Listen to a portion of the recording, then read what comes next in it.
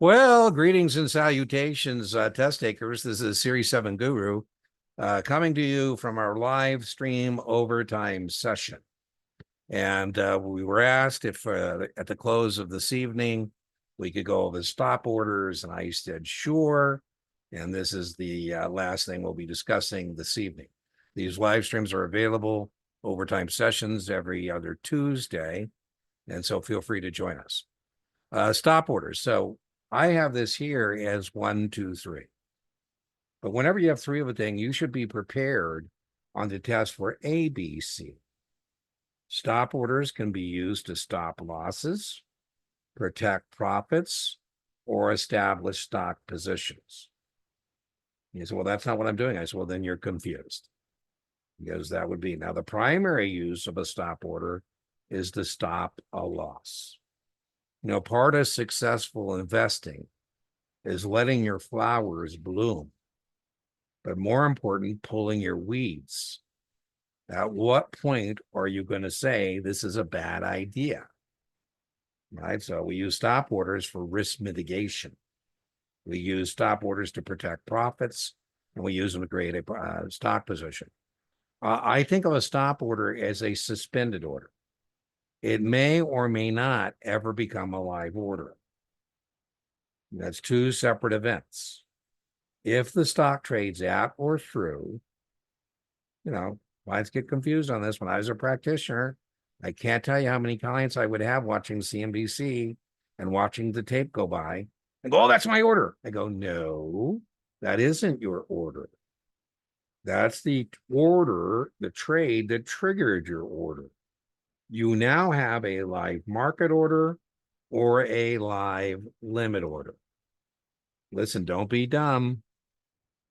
If you want, you can say, Dean, when you pull the trigger, I want my price or better. I go, really? Nobody has to do business with you. Your price or better. If I were you, I'd just turn it into an old-fashioned market order and let's head for the exit. But you got to be a little more careful if it's a stop limit, because there's going to be 2 contingencies rather than 1. So we're going to be looking through a sequence of trades, and we're going to see if it ever becomes a live order, 2 separate events. So here's an example of a very smart bear, a very smart bear. This bear is selling short the stock. And if that's all this bear does, he has unlimited risk. So he decides to do some risk mitigation and say, I'm willing to lose approximately $200. So Dean, let's put in a buy stop at 35. So if there's a trade at or through 35, it becomes a live market order. Buy stops, very testable, are always placed above the current market price. Please notice we did follow the convention here, did we not? The stock's 33, and we placed our buy stop at 35. What we're doing here is stopping a loss in a short position. The following trades then occur.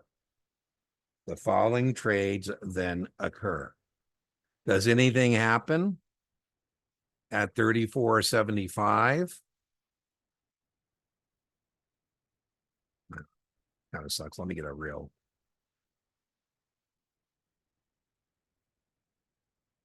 So we're watching trades go by, and we see a trade at 34.75 after we place the order. Does anything happen? No.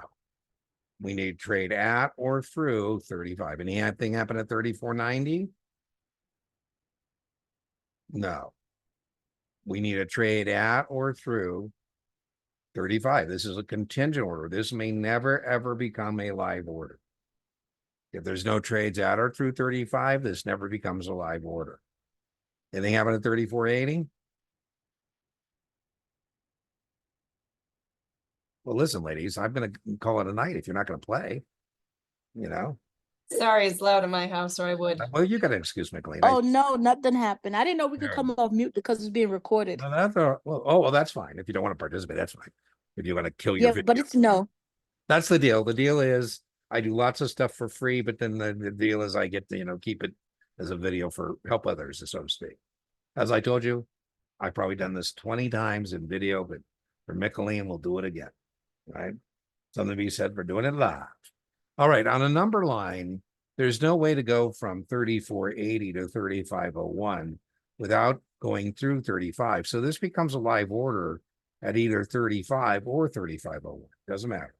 At or through, it's now a market order. Ding, ding, ding, ding, ding, ding.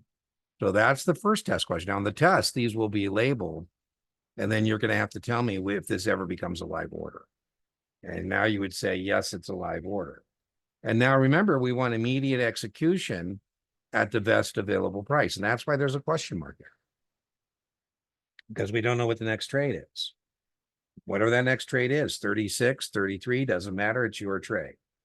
Immediate execution. Now, if you were worried about that next trade, maybe instead, test question, you might want to buy a call. Another way to protect a short position is to buy a call. And then you would have guaranteed execution at the strike price. Of course, you'd have to pay a premium. So again, that's how that works. So let's look at another one. Now let me clean up my slime. So here's a sell stop. So this guy bought 100 shares at 33. He's willing to lose approximately $300. Please note, very testable. Sell stops must be placed below the market. And we're following that convention. You remember the memory aid for remember where we place orders in relationship to the market price? Slobs over bliss. Slobs over bliss. Slobs. Sell limits and buy stops go above the market. Buy limits and sell stops, we're looking at a sell stop, is below the market. The following trades then occur. The following trades then occur. So please note, we put the order at 30. The stock was 33. We followed that convention. And now the following trades happen. Anything happen at 30.75? Whoop. No, right? For this to become a live order, it has to trade at or through 30. Anything happen at 30.25? No. No, 30.10? No. Ding, ding. no. By the way, that doesn't have to be 30. That could be 29.99. Two separate events. So I could ask you on the test, where does the order become live, triggered, or elected? I'm telling my broker, if this stock trades at or through 30, then that. I want immediate execution at the best available price, right? If this, then that. If there's no this, there'll be no that. It's a contingent thing, right? It may or may not ever happen, right? All right. So you now can if hit the, yeah. I Oh, had a so you can question hit- like, oh, sorry. I had a No, question go ahead. like this, but it was talking about like only like limit orders are triggered and Well, then here we go. Here we go. orders. So if you want to be foolish, you can be foolish. And here we go with being foolish. Now you're telling me that if we pull the trigger, you don't want a market order. You want a limit order. Now we're going to have to be a little more careful. Again, two separate events, but we may not ever get execution here. Because now you're telling me, Dean, if this, then I want my price or better. I go, ooh. Previously, it was just send me home. One contingency, one qualifier, at or through, send me home. Now we're saying at or through, send me home, but only if I get my price or better. Now, whether you want to have a sell stop that turns into a market order, or a sell stop that turns into a limit order, or a buy stop that turns into a market order, or buy stop that turns into a limit order, we still have those rules about where we place orders in relationship to the current market price. Here is somebody very foolish. Because now you're saying to me, Dean, if the stock trades at or through 25, I want to buy it, but only for 26 or less. I go, wow. Picky, picky, picky. Now we got to be a little more careful. Before we said it doesn't matter what the next trade is, it's the customer's trade. And the real world, there might be people, ahead of you, but on the test, you're the next trade. Right? So here, same sequence. The following trades then occur. The following trades then occur. Please note, we followed the convention. We put our buy stop above the current market price. It doesn't matter whether you want to buy stop that turns into a market order or a buy stop that turns into a limit order. Buy stops are above. Anything happen at 24.75? No. Anything happen at 24.90? No. Anything happen at 24.80? No. Now on the test, they want to have an arrow there that tells you the order got triggered or elected. You're going to have to provide that yourself. Right. And now you got to be careful because this next trade, if that's 2601, no execution. 2602, no execution. 2605, no execution. 26, ding, ding, ding. 25.99, ding, ding, ding. As a buyer, the implied or better, your price or lower. So very testable. So let's try another one. Here's another one. Again, you're being very foolish. The more contingency or qualifiers you add to an order, the less likely it is that order is going to be executed. I know you're saying, Dean, get over it. But I have a doctor client used to drive me nuts. 20 years later, I'm still mad at it. And he would give me an order with like a half a dozen contingencies. He'd say, Dean, let's buy 1,000, all or none at 25 at the close. And I'm like, and then he called me, did it go off? I go, what do you think? I mean, you had like half a dozen contingencies in that order. Why don't you just make it a market order? God forbid it go over. He goes, see that, Dean? We got a little deal there. I used to go to his country club. I put in an order with my broker to buy 10,000 shares. I go, it ain't going off. He's got it so far away from the market, it ain't going to happen. Right? I'd call him every day. He goes, what, Dean, you're going to call me every day? I go, I am. You want to re-enter? You want to make a GTC? Okay, so here we go again. By the way, it's not the customer job to tell me this is a limit order. It's the customer specifies the price, then I know it's a limit order. So please note, we followed the convention once again. What I mean by that is we placed our sell stop in the appropriate place. It doesn't matter whether the sell stop that turns into a market order, sell stop that turns into a limit order, it goes below the market. So sell stop at 25, stocks 26, nothing happens. Nothing happens. Watching CNBC, watching the trades go by, nothing happens. And remember, it doesn't have to be 25. It could be 24.99. At or through, it's now a live order. As I mentioned on the test, that won't have an arrow that tells you this is now a live limit order. It's your job to now know that this is a live order. And it's not immediate execution at the best of dollar price. No, it's not immediate execution because the customer said he wants his price or better. As a seller, his price or more. So if that next price is $23.99, he's still in the stock. $23.98, he's still in the stock. 24.01, ding, ding, ding. Not usually likely that that's going to happen. Stocks usually continue to go in the direction that they've been going. So very testable. We've been looking at this part of slobs over bliss. It doesn't matter whether you want a stop order that turns into a market order or a stop order that turns into a limit order. They have to be placed buy stop, and buy stop limits go above the current market price. We followed that convention, and sell stop and sell stop limits get placed below. All right, well, that's a nice overview, Micheline, of the stop orders. Remember, we can also use them to establish a stock position. Let me just show that to you real quick. Boy, are you guys getting the bonus session today. This is called technical analysis. Technical analysis.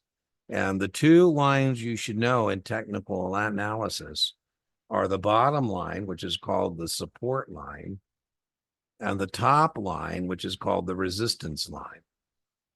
And I think I have a chart here somewhere. I should. There we go. Can you see my slide? Yep. Yes, we can see it. So this is the other test question, is when we use stop orders. And so here's an example of using a stop order. I don't want to buy it, I have a cousin, and my cousin was making his wife nervous. And she called me and said, hey, Dean, John just put our retirement plan online at Schwab, and he's playing, video arcade games with our retirement money. Could you give him a call? And I called him and I said, hey, John, you're making your wife nervous. What's up? He said, well, Dean, this stock used to be a $40 stock, and now it's a $10 stock. And I said, well, there's probably a reason for that, John. Because, Dean, I'm thinking about buying 1,000 shares in my retirement plan. And if it goes back to 40, I'm going to make 30 grand. And so that's a big if. I said, John, the two major impediments to investment success are taxation and inflation. Why don't you do that in your personal account? Because that way, if you're wrong, at least you can deduct up to $3,000. He said, well, Dean, I don't think it's any of your damn business, but I don't have the money in my personal account. I go, well, that's probably not a good reason to be day trading your retirement plan. I said, John, while we've been talking about this, I punched up a chart and it seems like there's resistance at 10. Why don't you tell Schwab that you want to put in a buy stop at 12? I mean, why tie up $10,000 in a stock that's kind of stuck in the station? I mean, you don't really want to buy the stock when it's stuck in the station. You want to buy the stock when it makes its move. And this way you still have your $10,000 earning you interest. He said, well, Dean, can I put in a buy stop at 12? I said, yeah, certainly. Boom. Please know we followed the convention. It's above the order. And, after he put in the buy stop at 12, the stock, as I told you, was 10. And the stock went to 9, 8, 7, 6, 5, 4, 3, 2, 1, went bankrupt. He never bought the stock. The train left the station going the wrong way. You don't want on that train. You don't want to get on that train. He goes, man, Dean, that was so cool. You ever think about being a broker? I go, I don't know what you think I did for 20 years of my life, but by the way, he should probably get somebody to help him. I mean, to be honest with you, he probably should. There's all kinds of people at Schwab that would help him. And, he's self-directed. Self-directed means that's on you. Right? That's not on your broker. Right. Now, the other thing we might want to do is short the stock, but again, only if it leaves the station going our way. So here, maybe I put a sell stop at 4 to establish a short stock position. Right. So as we said, that would be our other reason. Right. He said there's 3 uses of these stops. The 3 uses are stop losses, protect profits. Let's say the buy stop gets triggered. John buys the stock at something 12, whatever. Let's say it gets bad execution. Remember, media execution, best available price 13 goes to 40. And he says, Dean, man, I'm up $27,000. I say, well, John, what I would consider doing is moving that, putting in another sell stop here to protect that position. Now that you're at 40, why don't we put a sell stop at 38 to protect that profit? All right. So I think that's a good evening. Anything else that you would like to talk about in this evening's session? Pause.